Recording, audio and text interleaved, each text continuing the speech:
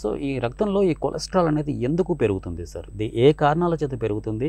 ఏ ఆహారం తీసుకుంటే, ఏ నియమాలు పాటిస్తే ఈ కొలెస్ట్రాల్ ఈ బ్లడ్లో అధిక శాతం వచ్చే అవకాశం వస్తుందంటారు? సో ఫస్ట్ థింగ్, మనము రక్తంలో కొలెస్ట్రాల్, మీరు అన్నట్టుగా ఏంటి అసలు కొలెస్ట్రాల్ అంటే ఏంటి? కొలెస్ట్రాల్ అంటే మనకు ఒంట్లో నిజంగా మనకు అవసరం, ఒక లెవెల్ వరకు మనకు అవసరం. మన ఫర్ ఎగ్జాంపుల్ మనం ఉన్నాయి ప్రతి అణువు సెల్ అంటాం కదండి, ప్రతి సెల్ బిల్డింగ్, ఆ సెల్ యొక్క స్ట్రక్చర్. ఇప్పుడు మనకు ఒక గోడకి ఇటుక ఎలాగ అవసరమో, మన సెల్ అనే గోడకి, సెల్ కి గోడకి ఈ కొలెస్ట్రాల్ ఉంటుంది అనమాట. సో అది నార్మల్, అది ఉంటేనే మనం కూడా హెల్తీగానే ఉంటాం. కానీ ఒక మోతాదు మించి ఉండకూడదు. సో అది ఎలా తయారవుతుంది మన బాడీలో?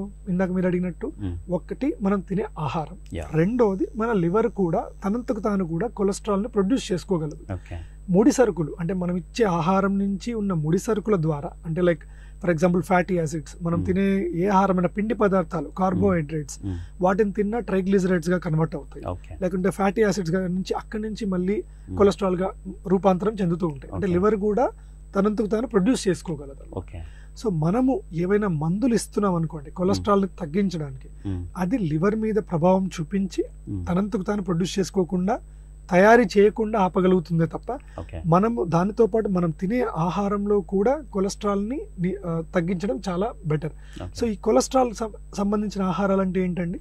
మనం చూస్తున్న daily oil foods, fat foods, deep fry foods, ఇవన్నీ కూడా ఆయిల్ అధికంగా ఉండే ఫుడ్స్ అన్ని కూడా. మన ఫర్ ఎగ్జాంపుల్ ఒక మనిషి రోజుకు 3 స్పూన్లకు మించి ఆయిల్ అవసరం లేదు. ఇందాక నేను చెప్పాను, మనకు కూడా లిపిడ్స్ అవసరమే బాడీకి, అంటే కొలెస్ట్రాల్ మనకు అవసరం. ఎంత అవసరము అంతే అవసరం. ఒక మోతాదుకు మించి తాగినప్పుడు అది ఎక్స్ట్రాగా మన పొట్ట దగ్గర కానివ్వండి, లేకుంటే లివర్లో కానివ్వండి, గుండెలో కానివ్వండి, మెదడులో కానివ్వండి చేరుకొని దానికి సంబంధించిన జబ్బుల్ని అది క్రియేట్ చేస్తూ ఉంటుంది అనమాట.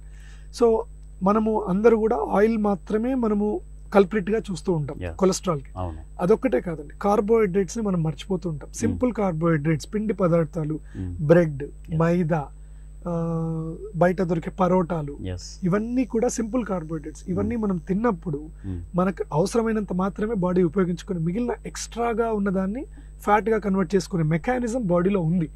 సో దీన్ని ఒక్కటే కంట్రోల్ చేసుకోవడం కాకుండా, మనకు ఎంత ఆహారం అవసరమో, ఎంత ఆయిల్ అవసరమో అనేది కూడా చూసుకోవడం చాలా ఇంపార్టెంట్.